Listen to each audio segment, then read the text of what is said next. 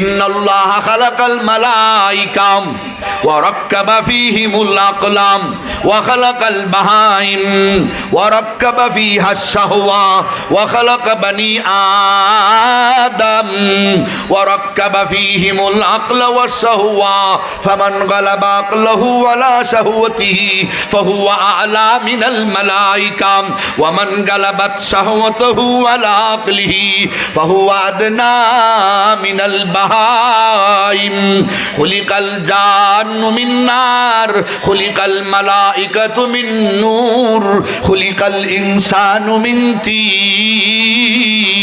আল্লাহু আকবার বলেন। ফেরেশতারা আল্লাহ বানাইছেন নূর দিয়া, জিনরে আল্লাহ বানাইছেন আগুন দিয়া, মানুষরে আল্লাহ বানাইছেন মাটি দিয়া। কিন্তু আল্লাহ এখানে এমন একটা ক্যারেসমা সৃষ্টি করে দিয়েছেন, ফেরেশতাদের বানাইছেন, এদেরকে আকল দিয়েছেন, খাইশাতে নফসানি দেন নাই, এদের যৌন চাহিদা নাই, এদের ঘুমের চাহিদা নাই, এদের খাবারের চাহিদা নাই। আবার চতুষ্পদ জানোয়ার বানাইছেন, এদেরকে আল্লাহ যৌন চাহিদা দিলেন, খাবারের চাহিদা দিলেন, ঘুমের চাহিদা দিলেন, কিন্তু আকল দিলেন না। আবার মানুষ বানাইলেন, জিন বানাইলেন, এদেরকে আল্লাহ আকলও দিলেন, এই জৈবিক চাহিদাটাও দিলেন। দুইটার সমন্বয় ঘটাইয়া আল্লাহ তাদের পরীক্ষার হলে পাঠাইলেন। আমার বান্দা বান্দিরা রে,